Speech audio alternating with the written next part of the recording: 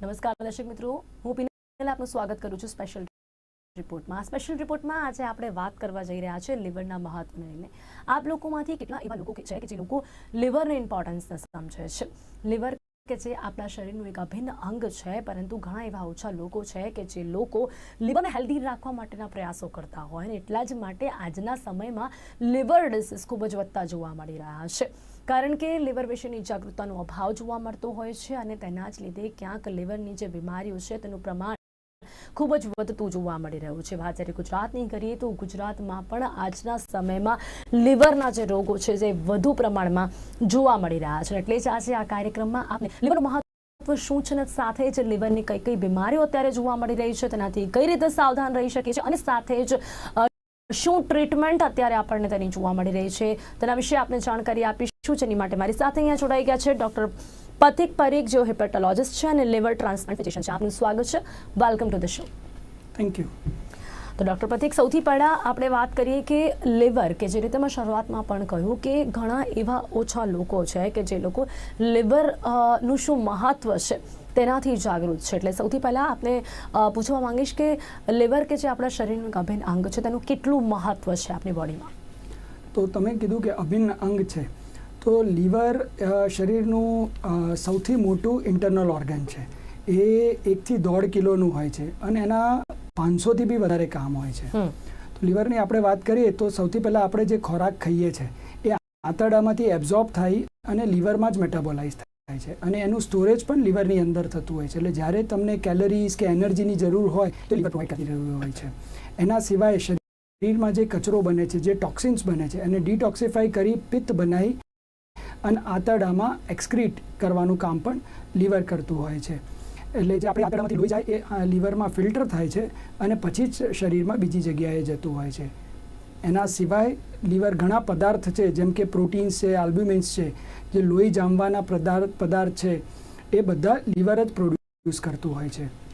જી, ચોક્કસથી. અને એટલા જ માટે આપણે કહી શકીએ છીએ કે લીવરનું વધારે મહત્વ છે, અને લીવર સ્વસ્થ ના હોય તો ઘણી બધી બીમારીઓ થતી હોય છે લીવરની.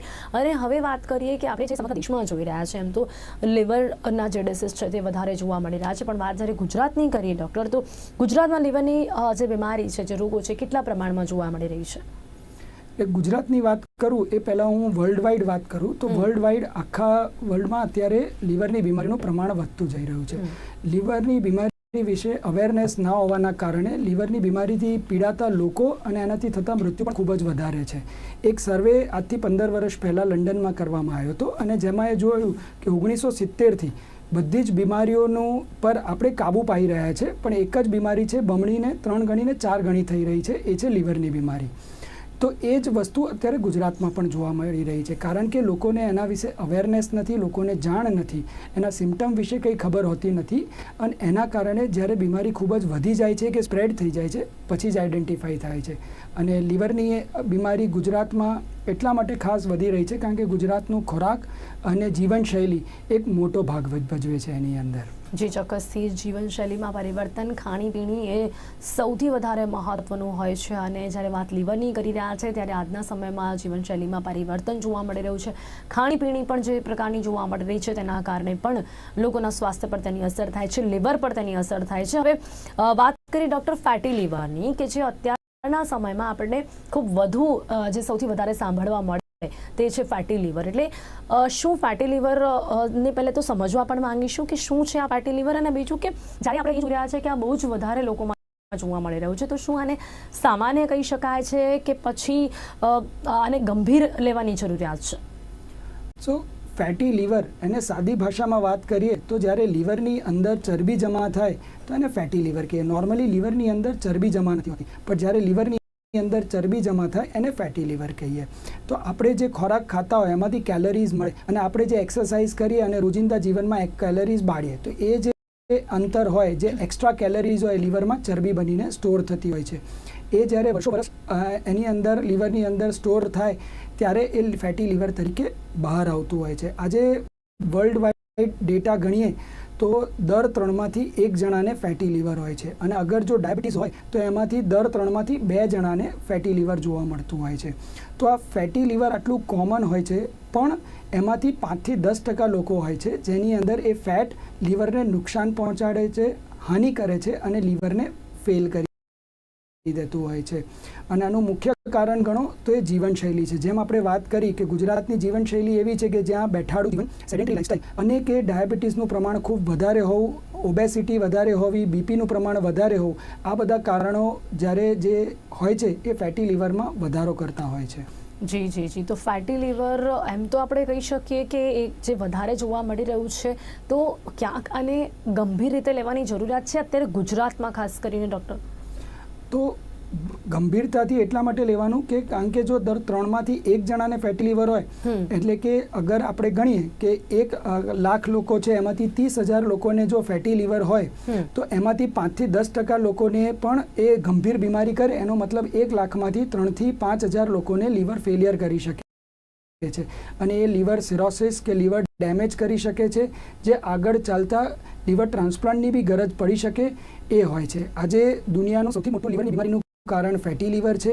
લીવર કેન્સરનું કારણ ફેટી લીવર થઈ રહ્યું છે, લીવર ટ્રાન્સપ્લાન્ટનું કારણ ફેટી લીવર થઈ રહ્યું છે. અને ગંભીરતાથી જ લેવું જોઈએ અને આપણે જલ્દીથી આપણી જીવનશૈલી બદલવી જોઈએ જેથી ફેટી લીવરથી આપણે બચી શકીએ. જી જી ફરી એક વખત તેના પર પણ થોડો પ્રકાશ પાડીશું કે ફેટી લીવર થવાના કારણો જે છે, જેથી કરીને લોકોને પણ એ સમજમાં આવે કે લોકો કઈ રીતે આનાથી બચી શકે છે. ફેટી લીવરના કારણોની વાત કરીએ તો જેમ મેં પહેલાં કીધું કે જો તમારે ઓબેસિટી એટલે કે પેટ પર ચરબીનું પ્રમાણ વધારે છે, જો તમને ડાયાબિટીસ છે, બીપી છે, થાઇરોઇડની બીમારી છે, કોલેસ્ટ્રોલની બીમારી છે, જો રાતના તમને નશકોરા બોલતા હોય કે ગાયનેકમાં ફિમેલ્સમાં પીસીઓડીની બીમારી છે, તો આ બધાની અંદર ફેટી લીવરનું પ્રમાણ ખૂબ વધારે જોવા મળતું હોય છે. અને એ બધામાં ફેટી લીવર માટે આપણે એક્ટિવલી જોવું પડે છે. એના સિવાય બી ઘણા લોકો એવા હોય છે કે જે પતલા હોય છે છતાં પણ ફેટી લીવર હોય છે, એ નોર્મલી રિપોર્ટ અને સોનોગ્રાફી પર પકડાય છે. જી જી ચોક્કસથી. એટલે કે આપણે એ જીવનશૈલીમાં પરિવર્તન લાવીને ફેટી લીવરને રોકી શકીએ છીએ. હવે ડૉક્ટર, આપણે નાનપણમાં જે બાળકોને જે સાદો કમળો થતો હોય છે, તો એ સાદો કમળો જ્યારે ઝેરી કમળામાં પરિવર્તિત થાય છે ત્યારે એ લીવર પર શું અસર કરે છે?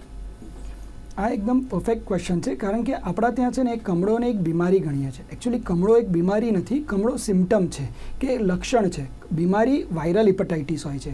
એટલે જે નાનપણમાં જ્યારે કમળો આપણે કહેતા હોઈએ છીએ, એ એકચ્યુઅલી વાયરલ હિપેટાઇટિસ હોય. વાયરલ હિપેટાઇટિસની વાત કરીએ તો આપણે ખાણીપીણીમાં જ્યારે એક વાયરસ આપણા શરીરમાં એન્ટર થાય, એ લીવરની અંદર ઘર કરે અને લીવરને ડેમેજ કરે અને જેના લક્ષણ તરીકે બહાર કમળો આવતો હોય છે.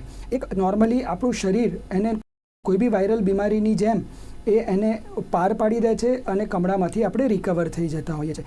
પણ એ વાયરલ હિપેટાઇટિસ એ અને ઈ હોય છે. એના એ બે જે વાયરલ હિપેટાઇટિસ હોય એ નોર્મલી સાદા કમળા તરીકે પ્રેઝન્ટ થતા હોય છે. ભાગ્યે જ લીવરના કોમ્પ્લિકેશન કે લીવર ફેલિયર કરતા હોય છે. ધારો કે 1% હોય પોપ્યુલેશન જેને કે વાયરલ હિપેટાઇટિસ થાય, એમાંથી એક કમળામાંથી કમળી થાય કે લીવર ફેલ થઈ જતું હોય છે, જેના કારણે મગજ પર અસર થઈ જતી હોય, કિડની પર અસર થતી હોય, અને એને 24થી 48 કલાકની અંદર લીવર બદલાવવું કે લીવર ટ્રાન્સપ્લાન્ટની ગરજ પડતી હોય છે. એના સિવાય વાયરલ હિપેટાઇટિસ બી અને વાયરલ હિપેટાઇટિસ સી છે, જેમાં કમળો નથી થતો હોતો, જે એકદમ શાંત હોય છે, જે તમે રિપોર્ટ ના કરાવો ત્યાં સુધી પકડાતું બી હોતું નથી. એટલે કમળો હોવા માટે વાયરલ હિપેટાઇટિસની જરૂર નથી અને વાયરલ હિપેટાઇટિસમાં કમળો બી થવો જરૂરી નથી. બંને ઇન્ડિપેન્ડન્ટ વસ્તુ છે. જી જી જી. હવે લીવર ડેમેજ થઈ રહ્યું છે એ કઈ રીતે ખબર પડે? એટલે લીવરનો કોઈ પણ રોગ હોઈ શકે, લીવરની કોઈ પણ બીમારી હોઈ શકે, ડેમેજ થઈ રહ્યું હોય તો આપણને કેવા લક્ષણો જોવા મળતા હોય છે? તો લીવર ડેમેજમાં લક્ષણો જાણતા પહેલાં આપણે જોઈએ કે લીવર બગડે છે શેના કારણે. તો આપણે નાનપણથી એટલું જ શીખવાડવામાં આવે છે કે દારૂ પીવે એનું લીવર બગડે, પણ અમે 100 દર્દીઓ જોતા હોઈએ એમાંથી 30 કે 40% લોકો દારૂના કારણે પીડાતા હોય છે. બાકી બધાને દારૂ વગર જ લીવર ફેલ થતું હોય છે. તો જેમ મેં વાત કરી કે ફેટી લીવર ડિસીઝ આજે દુનિયાનું સૌથી મોટું કારણ છે લીવર બગડવા માટે. એના સિવાય વાયરલ હિપેટાઇટિસ જે આપણે A, B, C, E કરી એના કારણે પર લીવરને ડેમેજ થતો હોય છે.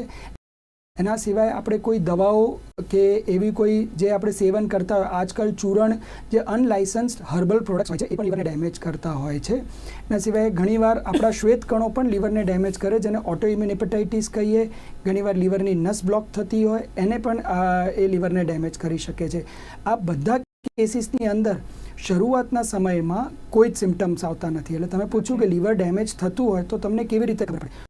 કોઈ જ લક્ષણ ના હોય. લીવર એટલું સરસ ઓર્ગન છે કે 70 થી 80% સુધી લીવરને ડેમેજ ના થાય ત્યાં સુધી કોઈ લક્ષણ આવતા હોતા નથી. અને જ્યારે 70 થી 80% ડેમેજ થાય એને અમે સિરોસિસ કહીએ છીએ.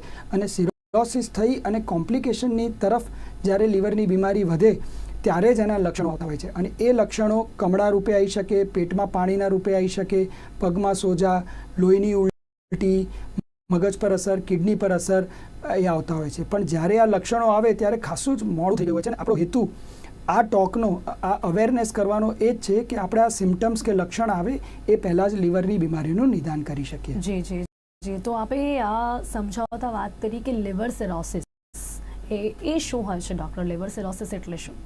સો લીવર સિરોસિસનો મતલબ છે કે જ્યારે લીવર 70% જેટલું પરમેનન્ટલી ડેમેજ થઈ ગયું હોય, આમાંથી કોઈ પણ કારણોથી, કારણ કંઈ પણ હોય, આલ્કોહોલ હોય કે ફેટ હોય, પણ જો એ લીવરને ડેમેજ કરી અને 70-80% જેટલું ડેમેજ કરે તો એનો મતલબ એવો થાય છે કે હવે તમે એની પ્રાઇમરી જે કારણ છે એ હટાવી પણ દો, પણ તો પણ ભગવાને આપેલું લીવર ફરીવાર શક્ય થઈ શકે નહીં. લીવર ઇરરિપેરેબલી ડેમેજ થઈ ગયું હોય છે. એને મેડિકલ ભાષામાં અમે સિરોસિસ ઓફ લીવર કહીએ છીએ.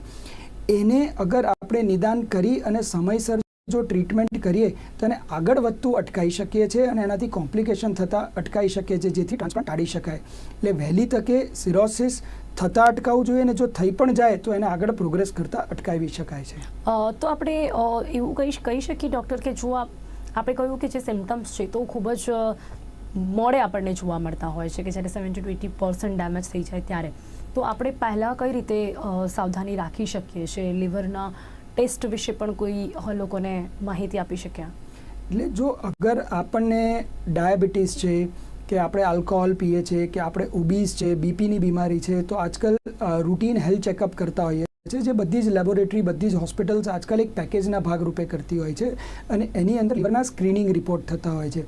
જ્યારે લીવરના સ્ક્રીનિંગ રિપોર્ટની અંદર કંઈક એબનોર્મલ આવે છે તો એ અમારી પાસે દર્દી રિફર થઈને આવે છે અને અમે આમાં આગળ ઇન્વેસ્ટિગેટ કરીએ છીએ જેનું કારણ શોધવા માટે.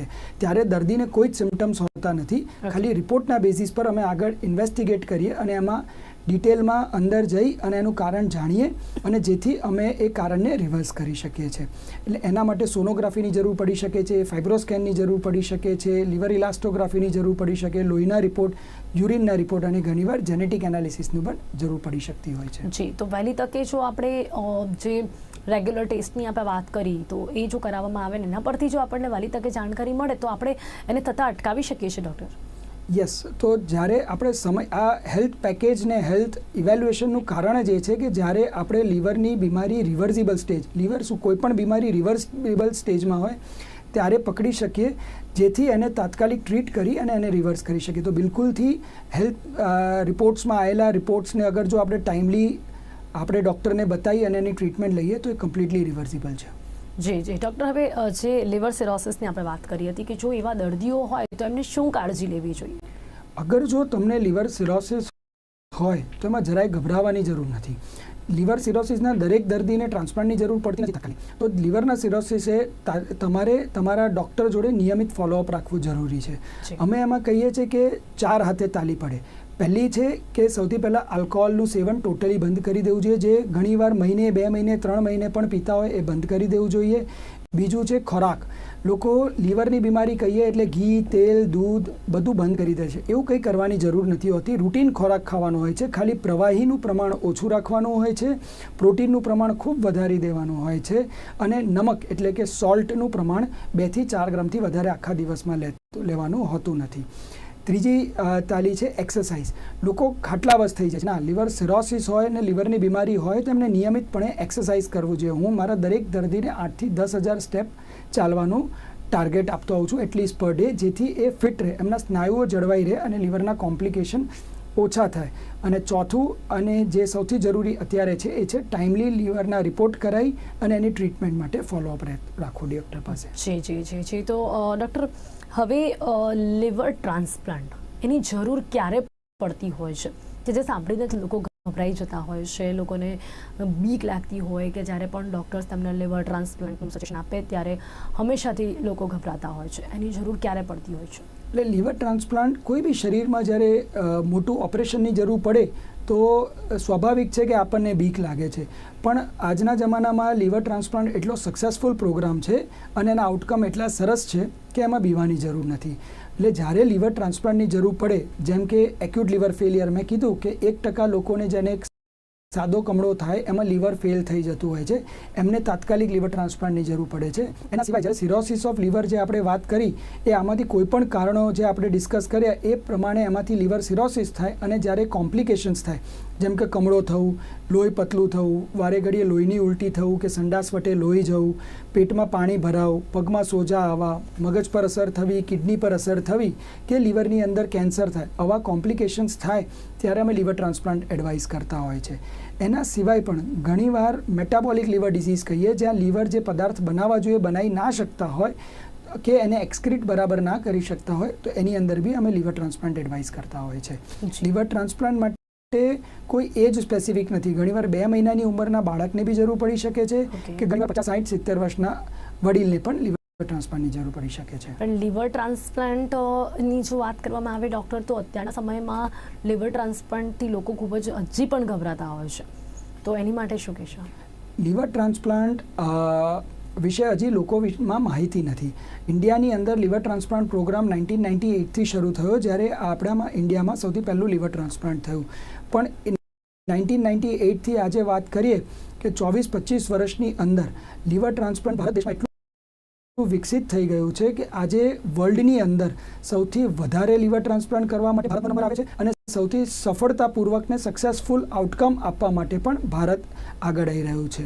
એટલે ભારતના જે મેઇન રાજ્ય, ઘણીવાર એવું મનાતું હતું કે લીવર ટ્રાન્સપ્લાન્ટ માટે અમારે વિદેશ જવું પડે કે કરોડો રૂપિયા ખર્ચવા પડે કે ઇવન દિલ્હી કે ચેન્નઈ જવું પડે, પણ આજે ગુજરાતની અંદર જ આપણે લીવર ટ્રાન્સપ્લાન્ટ શક્ય છે અને શક્ય તો છે જ, સક્સેસફુલ બી છે. ઓન એન એવરેજ કેટલું સફળ કહી શકીએ છીએ ગુજરાતમાં લીવર ટ્રાન્સપ્લાન્ટ કેટલું સફળ અત્યારે જોવા મળી રહ્યું છે? એટલે લીવર ટ્રાન્સપ્લાન્ટ ગુજરાતની અંદર વાત કરીએ તો ઘણા બધા સેન્ટર્સની અંદર લીવર ટ્રાન્સપ્લાન્ટ થાય છે, ગવર્મેન્ટ સેટઅપની અંદર બી થાય છે, પ્રાઇવેટ સેટઅપની અંદર થાય છે. અને કોઈ પણ સેટઅપની અંદર જ્યારે ટ્રાન્સપ્લાન્ટ કરાવીએ, જો સમયસર એને ટ્રાન્સપ્લાન્ટ સમજાવવામાં આવે અને સમયસર એમને લીવર બદલી આપવામાં આવે તો અરાઉન્ડ 85 to 90%. એનો મતલબ એવો છે કે ટ્રાન્સપ્લાન્ટ કરાયા પછી 1 વર્ષે એ 85 થી 90% ચાન્સ છે કે આપણી સામે એકદમ નોર્મલ જીવન જીવતા બેસી શકે, એ ક્રિકેટ રમી શકે, કામ ધંધો કરી શકે, ઇવન ફિમેલ્સ હોય તો પ્રેગ્નન્સી પણ રાખી શકતા હોય છે ટ્રાન્સપ્લાન્ટ પછી. જી, તો લીવર ટ્રાન્સપ્લાન્ટ એટલે આપણે શું સમજી શકીએ ડૉક્ટર? કારણ કે લીવર ટ્રાન્સપ્લાન્ટ હોય એટલે લીવર બદલવું કહી શકાય, તો હવે એમાં બીજા લીવરની પણ જરૂરિયાત પડતી હોય, તો એમાં પણ શું ધ્યાન રાખવું પડતું હોય છે? એટલે અમે જ્યારે લીવર ટ્રાન્સપ્લાન્ટની સલાહ આપીએ એનો મતલબ એવો થયો કે તમારું લીવર જીવન જરૂરિયાતનું કામ પૂરતું પાડતું નથી, એટલે આ લીવર આપણે કાઢી અને નવું લીવર નાખવું પડે. હવે નવું લીવર આપણે 2 રીતે મળતું હોય છે. જે વેસ્ટર્ન કન્ટ્રીઝ છે જેની અંદર ડિઝીઝ ડોનેશન લીવર ટ્રાન્સપ્લાન્ટ કહીએ, કે જ્યાં બ્રેન ડેડ હોય, જે અંગદાન કરતા હોય એ અંગદાન કરે, એનું લીવર આપણે લઈ અને આખું લીવર આપણે જે દર્દીને જરૂર હોય એને આપીએ અને એ લીવર એની અંદર ફિટ થઈ જાય અને અરાઉન્ડ 1 થી 3 દિવસની અંદર એ લીવર નોર્મલ કામ કરતું થઈ જતું હોય છે અને ઇવન 1 અઠવાડિયા પછી આ માણસ ઘરે પણ જઈ શકે એવી પરિસ્થિતિ આવી જતી હોય છે. પણ ઘણી પરિસ્થિતિમાં આપણે જે લીવરની જરૂરિયાત હોય છે અને અંગદાન થતા હોય છે એનો ડિફરન્સ છે, એટલે એમને સમયસર લીવર મળી શકતું નથી હોતું અને એ પરિસ્થિતિની અંદર ઘરના વ્યક્તિઓ આગળ આવે છે, જે સગા સંબંધી હોય, 1st ડિગ્રી કે 2nd ડિગ્રી રિલેટિવ, એ અને બ્લડ ગ્રુપ કમ્પેટેબલ હોય, 18 થી 55ની વચ્ચે હોય અને એમને કોઈ જીવલેણ બીમારી જેમ કે ડાયાબિટીસ ના હોય, એ એમનું લીવરનો અડધું લીવર એમને દાન કરી શકે છે. અને આમાં સૌથી સરસ વાત એ છે કે લીવર શરીરનું એકમાત્ર આંતરિક ઓર્ગન છે જે ગ્રો કરે છે, એટલે જે લીવર ડોનેટ કરે છે એને 1 મહિનાની અંદર જ એ લીવર પૂરેપૂરું નોર્મલ થઈ જતું હોય છે. એને 1 મહિનાની અંદર તમે સિટી સ્કેન કે સોનોગ્રાફી કરાવો તો લીવરની સાઇઝ એક્ઝેક્ટલી નોર્મલ થઈ જતી હોય છે અને જેને લીવર લીધું હોય એને પણ 1 થી 3 મહિનાની અંદર લીવર એબ્સોલ્યુટલી નોર્મલ થઈ જાય છે. એટલે બંનેમાં લીવર ગ્રો કરતું હોય એવું માની શકાય ડૉક્ટર કે જેમને આપ્યું છે એમનું પણ નોર્મલ થઈ શકે ને જેમને આપવામાં આવ્યું છે એમનું પણ નોર્મલ થઈ શકે? બંનેની અંદર લીવર ગ્રો થાય. એટલે લીવરને જ્યારે અડધા ટુકડા કરી અને એને સારું એન્વાયરમેન્ટ પ્રોવાઈડ કરો, એટલે જે આપવાવાળું છે એનું અડધું લીવર અમે રિસિપિયન્ટ એટલે કે જે લેવાવાળું છે એનામાં મૂકીએ અને એને સારી સમયસર બરાબર એન્ટીબાયોટિક્સ અને ઇમ્યુનોસપ્રેશન્સ આપીએ તો 1 થી 3 મહિનાની અંદર એ લીવર એબ્સોલ્યુટલી નોર્મલ સાઇઝનું થઈ જતું હોય છે અને 3 મહિને અમારી અડધી દવાઓ પણ પૂરી થઈ જતી હોય છે. હવે લીવર ટ્રાન્સપ્લાન્ટ કરતી વખતે કઈ બાબતોનું ધ્યાન રાખવું પડતું હોય છે? લીવર ટ્રાન્સપ્લાન્ટ કરતી વખતે જે આપણે કીધું કે તમને સમયસર જ્યારે તમારા ડૉક્ટર તમને કહે કે હવે લીવર જીવન જરૂરિયાતનું કામ પૂરતું પાડતું નથી તો મલ્ટી ઓર્ગન ફેલિયર થાય, ડેમેજ થાય, વારી ઘડી એડમિશનની જરૂર પડે કે વારી ઘડી ઇન્ફેક્શનના એપિસોડ્સ આવે એ પહેલાં તમારે તમારા લીવર ટ્રાન્સપ્લાન્ટ ફિઝિશિયનનો અપ્રોચ કરવો જોઈએ, એના રિપોર્ટો કરાવી લેવા જોઈએ. એટલે લીવર ટ્રાન્સપ્લાન્ટ માટે હું કહું છું કે નોર્મલી 4 સીડી ચડવી પડતી હોય છે. પહેલી માનસિક કે તમે મનથી તૈયાર થવા જોઈએ. બીજી છે કે તમારા સોશિયલ એટલે કે સામાજિક તૈયારી કે ઘરના વ્યક્તિઓ એ માણસને 1 થી 3 મહિના ધ્યાન રાખે.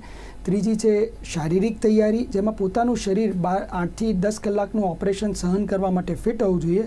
અને ચોથી સીડી છે લીવર લેવાની, જેની આપણે વાત કરી કાં તો સરકાર બ્રેઇનડેડ અંગદાન કરેલા વ્યક્તિઓનું લીવર આપણને આપે કાં આપણા સગા લીવર આપતા હોય છે. જી બિલકુલ. હવે આફ્ટર લીવર ટ્રાન્સપ્લાન્ટ પણ અમુક સાવધાની રાખવી પડતી હોય છે ડૉક્ટર?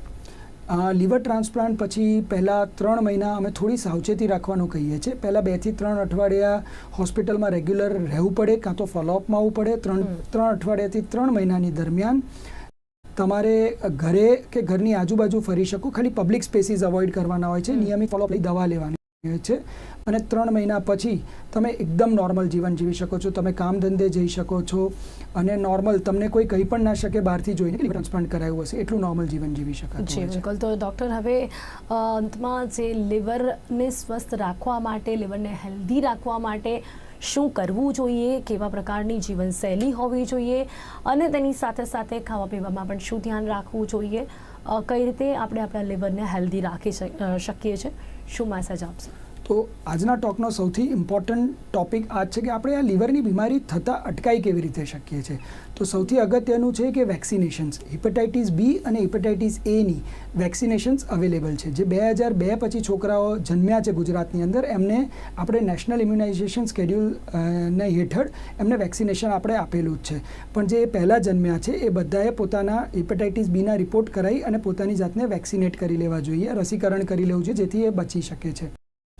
એના સિવાય ખોરાકની અંદર ધ્યાન રાખવું જોઈએ કે આપણે ચરબીવાળો પદાર્થ, તેલવાળો પદાર્થ ઓછો લઈએ જેથી આપણને ડાયાબિટીસ કે ઓબેસિટી કે બીપી એવી બીમારીઓ કે કોલેસ્ટ્રોલ બીમારીઓ ના થાય. નિયમિતપણે એક્સરસાઇઝ કરવી પડે. જ્યારે તમે એક્સરસાઇઝ કરો તો ચરબી બળે અને સ્નાયુઓ બને અને એનાથી લીવરની બીમારી થતી અટકી જતી હોય છે. અને અગત્યની વસ્તુ છે કે કારણ વગર, જરૂરિયાત વગર કોઈ પણ દવા લેવી નહીં. જી એટલે કોઈ પણ દવા ડૉક્ટરની સલાહ સાથે જ લેવી જોઈએ અને આ બધી જ બાબતોનું ધ્યાન રાખીને આપણે લીવરને હેલ્ધી રાખી શકીએ છીએ. તો અત્યારે સમય અહીંયા સમાપ્ત થાય છે. ડૉક્ટર પ્રતિક પરીખ આપ અમારી સાથે જોડાયા, સાથે જ લીવર માટે જે લોકોમાં જાગૃતતા લાવવાનો આપણે પ્રયાસ કર્યો તે બદલ આપનો ખૂબ ખૂબ ધન્યવાદ. Thank you so much. Thank you. તો સ્પેશિયલ રિપોર્ટમાં આપણે વાત કરી છે કે લીવર કેટલું મહત્વનું છે, લીવરનું શું કામ હોય છે બોડીમાં અને સાથે જ લોકોમાં ઓછી જાગૃતતા જે અત્યારે હાલ જોવા મળી રહી છે તેને વધારવાનો પ્રયાસ કર્યો છે.